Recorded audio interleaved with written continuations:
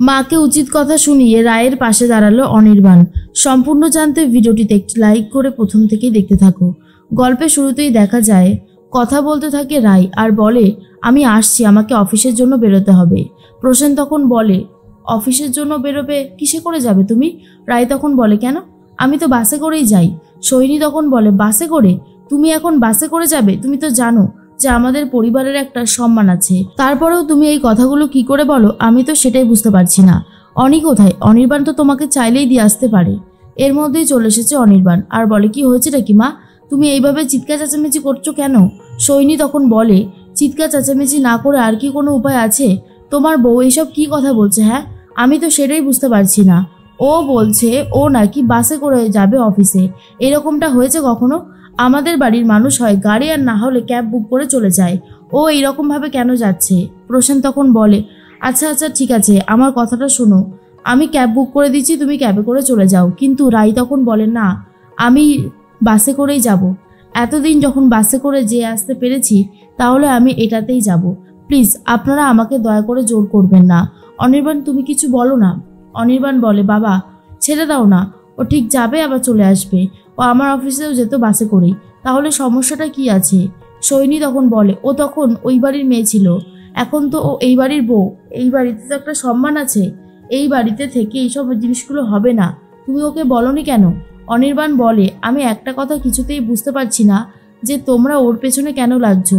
রায় তুমি বেরিয়ে যাও, নাহলে দেরি হয়ে যাবে। এরপর রায় তো চলে যায়। আর তখনই সোহিনী বলে, এটা কিন্তু ঠিক হলো না। পাবলিক ট্রান্সপোর্টে যাতায়াত করে নাকি প্রাইভেট?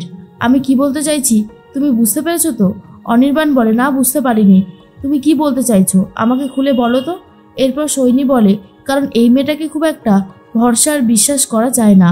এই মেয়েটা চাইলে অনেক কিছুই করতে পারে, আর সেটা আমি খুব ভালো মতন জানি।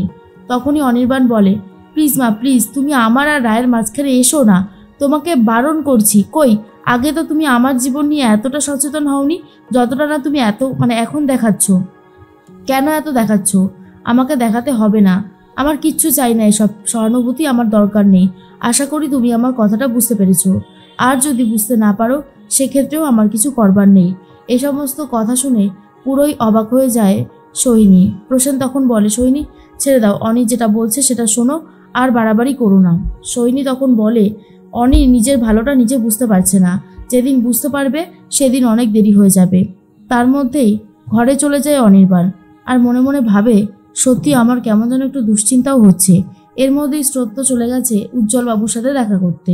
তখনই পিসিমণি অনেক খাবার নিয়ে এসেছে স্রোতের জন্য আর বলে, নাও খাবারটা খেয়ে নাও।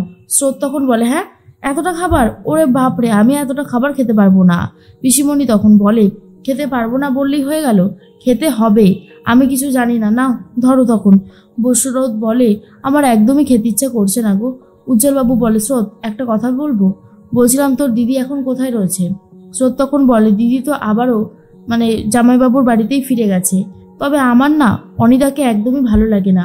যেই মানুষটা হুটপাট রেগে যায়, অন্যের সিদ্ধান্তকে মেনে নেয়, সে পরবর্তী সময়তেও না এই একই ভুলগুলোই করবে। আমার তো এটাই মনে হয়। উজ্জ্বলবাবু বলে, ভগবানের কাছে প্রার্থনা করি তো দিদি যেন সুখী হয়। স্রোত বলে, পিসিমণি আমি এতগুলো খাবার খেতে পারবো না গো, তুমি নিয়ে যাও। তখন পিসিমণি বলে, কেন খেতে পারবে না কেন? আমি আছি তো, আমরা সবাই গল্প করব আর তার মধ্যে থেকে তুমি তাড়াতাড়ি করে খেয়ে নেবে। স্রোত বলে, এমনিতেই আমার বান্ধবীরা আমাকে মোটা বলে ডাকে, এরপর তো আরোই মোটা বলবে।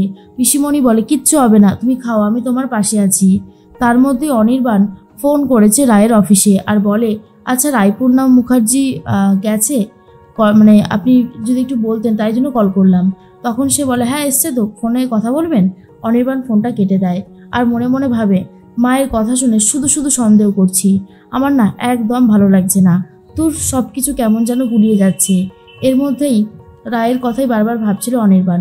স্রোত তখন মনে মনে ভাবতে থাকে, অনিদা মানুষটা বড্ড বেশি সাংঘাতিক, ভালো থাকলে তো ভালো, আর খারাপ হলে অনেক বেশি খারাপ হয়ে যায়, যেটা আমার একদমই ভালো লাগে না। এর মধ্যেই উজ্জ্বলবাবু বলে, শোন না, তোর মায়ের সাথে আমাকে একবার দেখা করতে হবে, বুঝলি তো? স্রোত তখন বলে, কেন, কি হয়েছে, কিছু বলবে? আর তখন উজ্জ্বলবাবু বলে, হ্যাঁ আসলে আমার এক বন্ধুর ছেলে আছে, সে বাইরে থেকে এখানে ফিরছে, তার সাথে আমি তোর বিয়ের ব্যবস্থা করব। স্রোত তখন শুনেই চমকে যায় আর বলে, তুস এসব তুমি কি বলছো? উজ্জ্বলবাবু বলে, কেন, আমি ভুল কি বললাম? না না, আরে বাবা দেখ, বিয়ে বললেই তো আর বিয়ে করতে হচ্ছে না, আগে দেখা সাক্ষাৎ হোক, কথাবার্তা বল, তাহলে দেখবি ভালো লাগবে।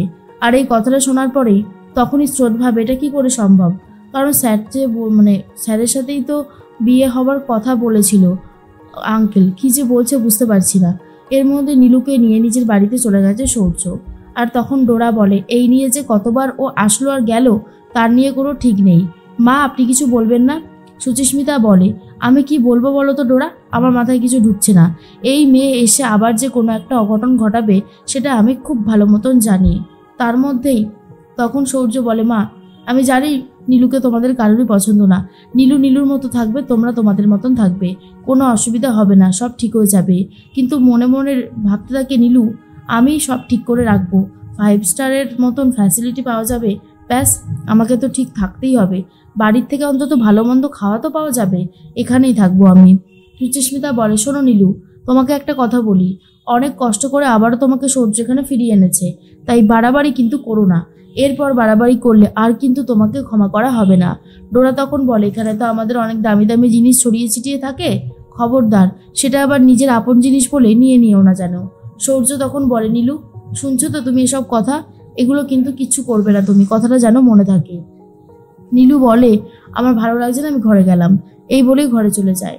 নীলু তো ঘরে যেতেই সূর্য কথা বলতে থাকে তার বাবার সাথে আর বলে, বাবা তুমি আমাকে ডেকেছিলে? সূর্যর বাবা তখন বলে, তুমি আবারও ওই মেয়েটাকে ফিরিয়ে আনলে? ওই মেয়েটা কি সংসার করবার মতো? সূর্য বলে, আমি জানি ও সংসার করবার মতো নয়, ও এমনিতেই কেমন জানো, তবে আমি ওকে এনেছি একটা অন্য কারণে, সম্পূর্ণ অন্য কারণ। আর সেটা হলো, আমি যদি ডিভোর্স না পাই তাহলে তো সারা জীবন জ্বলে পুড়ে শেষ হয়ে যাব। মিউচুয়াল ডিভোর্সের জন্যই ওকে আমি এই বাড়িতে নিয়ে এসেছি, ওর সাথে একটা রফা করতে চাই। সুচিস্মিতা বলে, তা অবশ্য ঠিকই, এই মেয়ে যা সাংঘাতিক, একে কোনো ভরসার বিশ্বাস হয় না, চাইলে এ অনেক কিছুই করতে পারে, তবে যত তাড়াতাড়ি সম্ভব ওকে এই বাড়ি থেকে বিদায় কর, না হলে ও কাউকেই শান্তিতে থাকতে দেবে না। সূর্য তখন বলে, সেটাই আমি চেষ্টা করছি, উকিলবাবুর সাথে আমার কথা হয়ে গেছে, উকিলবাবু আমাকে বলে দিয়েছে সবটা। রায় তো চলে এসেছে অফিস থেকে। রায় তখন বলে, সূর্য রায় তখন অনির্বাণকে বলে, তুমি যাওনি? আর অনির্বাণ বলে, না আজকে আর ভালো লাগছিল না অফিস যেতে, তুমি ফ্রেশ হয়ে এসো যাও। এরপর রায় বলে, সে তো আমি যাবই। এরপর সুটকেস মধ্যে যেগুলো জামাকাপড় রয়েছে সেগুলো তো গোছানো হয়নি। অনির্বাণ বলে, এগুলো তো একদমই গোছানো হয়নি। রায় তখন বলে, ছুটির দিন দেখে গুছিয়ে নেব। অনির্বাণ বলে, তোমার জন্য একটা সারপ্রাইজ আছে জানো তো? রায় বলে, সারপ্রাইজ? কি সারপ্রাইজ? অনির্বাণ পেছন থেকে রায়কে জড়িয়ে ধরে। আর রায় তখন বলে, আরে আমার গায়ে ঘাম রয়েছে, ছাড়ো। অনির্বাণ বলে, ভালো তো, এই ঘামটাতে তোমার একটা গন্ধ আছে জানো, যেই চেনা গন্ধটা আমি সবসময় পাই। এরপরেই অনির্বাণ বলে, সবসময় ভাবছিলাম তুমি কখন আসবে কখন আসবে, অবশেষে এসে গেছো। রায় বলে, আমি আগে ফ্রেশ হয়ে আসি। রায় ফ্রেশ হতে যেতেই অনির্বাণ বলে, শোনো না, তুমি কি খেতে ভালোবাসো, চাইনিজ, কন্টিনেন্টাল, বাঙালি, যা বলবে বলো। আর তখনই রায় বলে, আমি তো রুটি তরকারি খেতে খুব ভালোবাসি। আর এটা শোনার পর অনির্বাণ বলে, হ্যাঁ রুটি তরকারি, সত্যি তুমি পারো বটে।